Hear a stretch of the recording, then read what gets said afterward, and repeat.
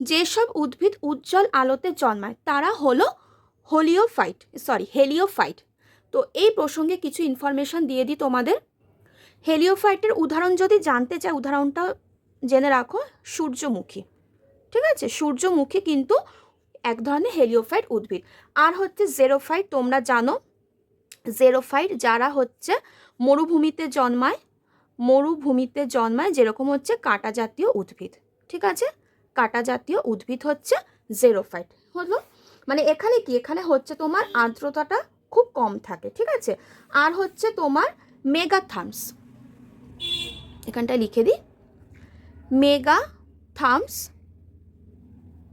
মেগাথার্মস এরা হচ্ছে তোমার, মেগা মানে বুঝতে পারছো প্রচুর, আর থার্মস মানে কি হচ্ছে তাপমাত্রা, মানে উচ্চ তাপমাত্রা। আগেরটা কিন্তু ছিল উজ্জ্বল আলো, এটা মেগাথার্মস মানে হচ্ছে উচ্চ তাপমাত্রায় যে সকল উদ্ভিদ জন্মায় তাদেরকে বলা হয় মেগাথার্মস। আর যারা নিম্ন তাপমাত্রায় জন্মায় তাদেরকে বলা হয় হচ্ছে হেকিস্টোথার্মস।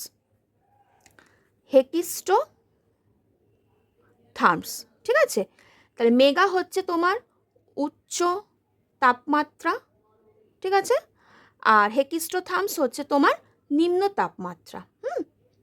নিম্ন তাপমাত্রায় যেসব উদ্ভিদ জন্মায়, বোঝা গেল?